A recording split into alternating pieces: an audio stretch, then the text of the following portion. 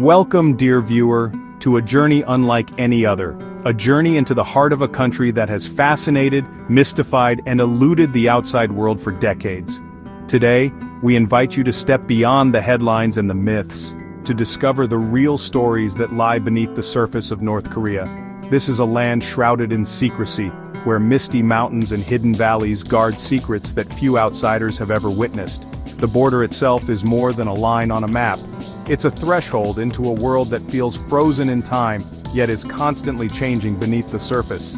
North Korea is often painted as a monotone canvas, a place defined by its isolation and strict control. But if you look closer, you'll find a vibrant tapestry woven from the lives, dreams, and struggles of its people. Each city, village, and countryside road holds stories waiting to be told, stories of resilience, hope, and daily life. Today we journey beyond the official narrative, past the carefully curated images and staged spectacles, to reveal the beating heart of this enigmatic nation. We'll wander through bustling markets where locals barter for daily necessities, and visit villages that seem frozen in time, yet pulse with quiet activity and community spirit. Along the way, we'll meet ordinary people, families, workers, and children, each with their own unique story.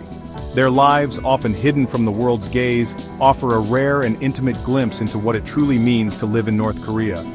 These are stories rarely told, glimpses most travelers never see. So open your mind and prepare to see North Korea as you never have before. Now let us begin our exploration together. Pyongyang, the capital of North Korea, is a city that seems to exist in a world of its own. Its wide, pristine avenues stretch out in perfect symmetry, flanked by towering monuments and grand government buildings that dominate the skyline. The city is meticulously maintained, every corner swept clean, every flower bed perfectly arranged. At first glance, Pyongyang is a showcase of order and discipline, a place designed to impress visitors with its scale and grandeur. But beneath this carefully constructed image, a different reality quietly lingers. The streets, though immaculate, are often devoid of the hustle and bustle that defines most world capitals. There are few cars, and the silence is almost palpable, broken only by the occasional distant sound of a loudspeaker or marching footsteps. The emptiness is striking. Unlike the vibrant chaos of cities like Seoul or Beijing, Pyongyang's avenues feel frozen in time, as if waiting for a crowd that never arrives. The absence of everyday life, street vendors, spontaneous gatherings, laughter, creates an atmosphere that is both surreal and unsettling. When citizens do appear, it's often in carefully organized groups, their movements synchronized and deliberate. It's as if every step is choreographed, every gesture rehearsed, all for the benefit of foreign eyes and government officials. Even the children, dressed in crisp, matching uniforms, seem to be part of a larger performance. Their play is orderly, their laughter measured, as if they too are aware of the ever-present gaze watching over them. Public gatherings are not spontaneous celebrations, but meticulously staged events. Every movement, every smile is part of a script, reinforcing the image of unity and control that the regime wishes to project. In Pyongyang, authenticity is replaced by spectacle. The city offers a glimpse into a world where daily life is a performance, and the true spirit of its people remains hidden behind the grand facade. Beyond Pyongyang's facades, a shadow economy thrives in secret markets called Jangmadang. Here, food, clothing, and electronics change hands under a veil of secrecy. These markets pulse with whispered negotiations and resourcefulness. Their existence reveals the resilience of North Koreans, adapting to survive outside official channels. They are a testament to the human spirit's ability to thrive, even in the shadows. On the border with South Korea stands Kijongdong, the so-called propaganda village. From afar it looks idyllic, but up close it's a hollow shell, uninhabited, with actors playing farmers and lights on timers. This village is a carefully constructed illusion, designed to project superiority and entice defectors. It's a tangible symbol of the regime's obsession with image and control. Outsiders in North Korea experience a tightly controlled reality. Every step is guided, every interaction monitored, and only pre-approved sites are shown. Hotels isolate tourists from ordinary citizens, and questions are deflected. Yet, even in this staged environment, brief glimpses of real life sometimes break through. These moments reveal the humanity behind the masks. Photography in North Korea is strictly regulated. Only approved images are allowed. Anything critical or unflattering is forbidden. Even innocuous subjects can arouse suspicion and lead to confiscation or worse. Citizens, too, are under constant surveillance with limited access to information. The regime controls images to shape the world's perception. By restricting what's seen, they hide the full reality of life inside. Officially, North Korea claims to guarantee religious freedom in its constitution, but in reality, only absolute loyalty to the Kim dynasty is permitted. The government tightly controls all aspects of life, and any form of independent religious activity is seen as a direct challenge to the regime's authority. Public displays of faith are forbidden, and the state-run churches that do exist are little more than showcases for foreign visitors, carefully monitored and scripted to project an image of tolerance. Despite this, Christianity is viewed as a dangerous threat, associated with foreign influence and subversion. Yet in the shadows, underground churches continue to exist, their members gathering in secret, often in the dead of night or in remote locations, to worship and share their faith away from prying eyes. Believers must be extremely cautious, whispering prayers and singing hymns barely above a murmur.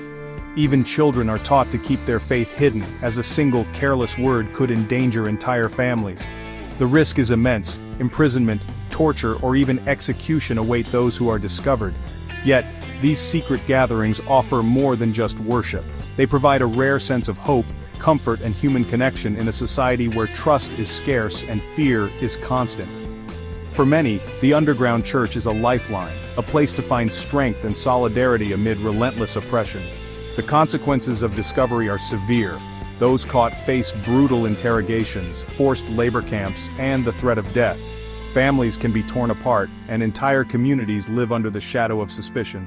Still, the faith of these believers endures, undiminished by the dangers they face. Their resilience and courage stand as a powerful testament to the enduring strength of belief. Even in the darkest circumstances, the light of faith continues to shine, offering hope where it is needed most. While most struggle for basics, North Korea's elite shop and hidden luxury stores, imported delicacies and designer goods are reserved for the privileged few. These stores highlight the deep inequality and hypocrisy of the regime. They are stark reminders of the chasm between rulers and the ruled. Despite official claims of abundance, hunger haunts many North Koreans. Chronic food shortages and malnutrition are widespread, especially among the vulnerable. The regime conceals the true extent of famine, restricting aid and information.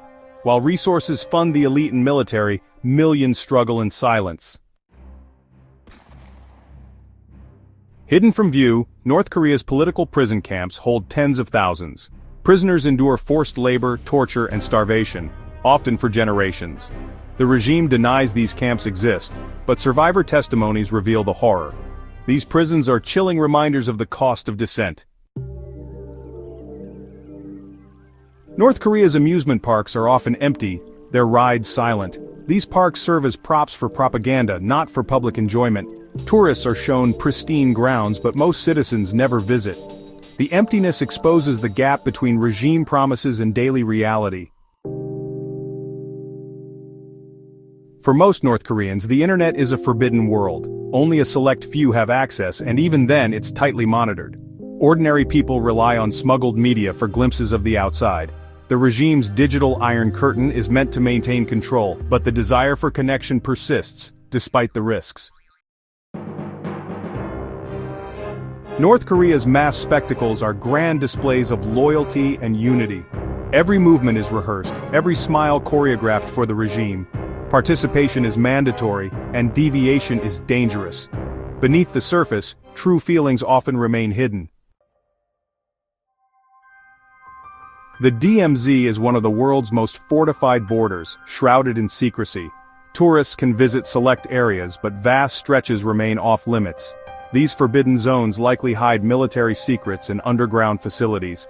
Their mystery fuels speculation about what the regime is truly hiding. Scattered across North Korea are lavish secret palaces for the Kim family. Satellite images reveal sprawling estates, but access is forbidden. These residences contrast sharply with the poverty faced by most citizens. They symbolize the regime's luxury and disconnect from the people. Despite strict controls, an underground network smuggles foreign films and music into North Korea. USB drives and DVDs pass secretly from hand to hand, offering a glimpse of the outside world. Possession is risky, with severe punishments for those caught. Yet, the hunger for uncensored stories and connection is stronger than fear. Smuggled media is a small but powerful crack in the regime's wall. Our journey through North Korea reveals a land of contradictions and hidden truths. By shining a light on these stories, we deepen our understanding of the human spirit.